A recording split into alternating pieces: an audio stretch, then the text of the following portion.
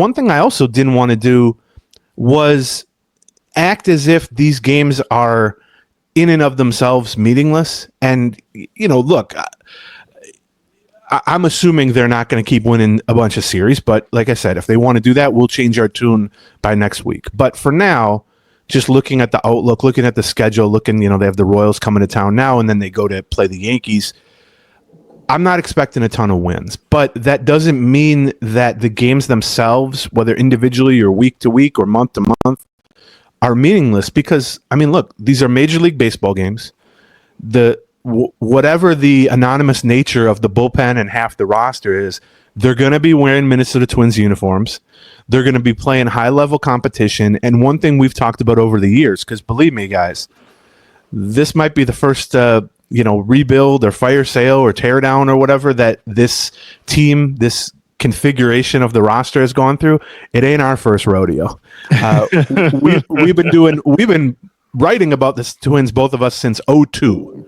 And right. Go look at some of the records they've had in long stretches, especially early 2010s during that time. But even since we started podcasting, which was in August of 2011, they were right at the beginning of what turned out to be about a 5 or 6 year, let's call it a rebuild to be charitable. But one of the things we talked about then, and we can talk about now, is the playing time itself has value. And I don't mean that in terms of wins and losses, although, again, that'd be great. But what I mean is, you've traded away your 5 best relievers.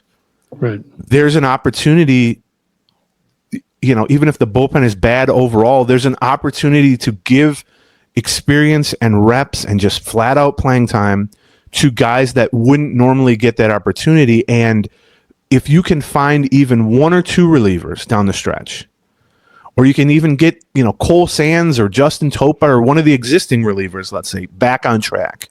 And we're going to talk about this specifically a little later in the show. That in and of itself has value for 2026. And for instance, if you're playing somebody new in left field, if that guy hits well, Alan Roden, let's say, he can kind of emerge as part of you can start to at least put the pieces in place for some of a 2026 roster. Or, we're going to talk more about the infield.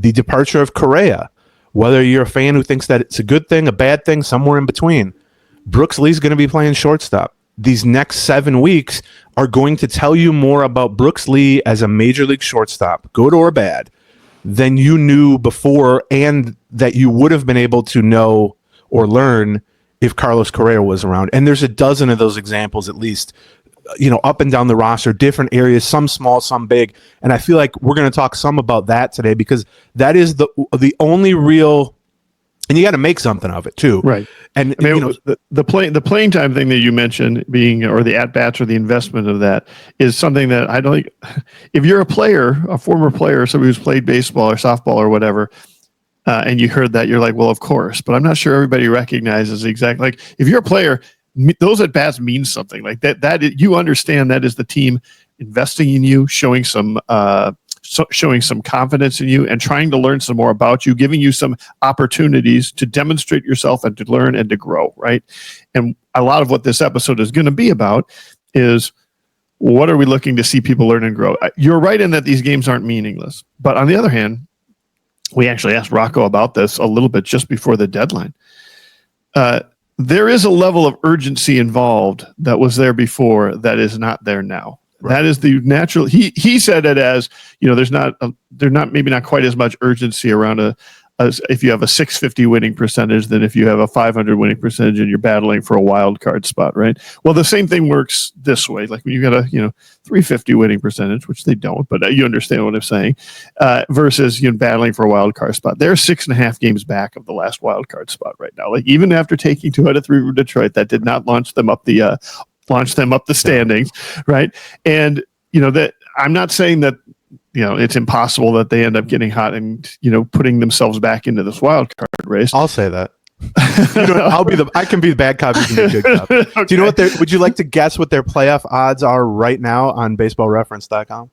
Baseball Reference. So Baseball Reference has been the least optimistic for them. I can look up Fangraphs too if you Baseball Reference, I would say, is 3%. 0.8%. Okay, all right. Would you like to guess Fangraphs? So I'm 4 times more optimistic than Baseball Reference. That sounds about right. Just in general, which makes you about 40 times more optimistic than me. Would you like to guess Fangraphs, which has generally been, like you pointed out just then, a more favorable or optimistic view of the Well, it has been more optimistic in part because it saw a lot more talent on this roster than it currently has. Right? Take a wild guess at the I will go Fangraphs. another 3% on that one. 1.8%, and that's going to be the high side here. So that's what we're getting at. And I agree with all that you said, and I think part of it, and we'll maybe get into this deeper in the show because we're going to kind of go topic by topic, different areas that the 2 months themselves and the playing time and the experience and the exposure to major league competition can add value. It can also, by the way, show you that a guy is not in your plans. We're probably going to focus more on the, hey, this guy can kind of make a role for himself next year by playing really well over the next 2 months. Well, the opposite is true too. Some of these bullpen guys, goodbye Noah Davis, we saw already. Like, some of these guys are going to get thrown into the fire, and this might be their best and maybe last opportunity, at least with the Minnesota Twins, to show something. And if you don't show something, they'll maybe bring in somebody else. And welcome to the end of this video. There's lots more. For another, just click on one of these boxes. Or click on this circle in the middle to subscribe to all of our Twins Talk. Thank you. Gleeman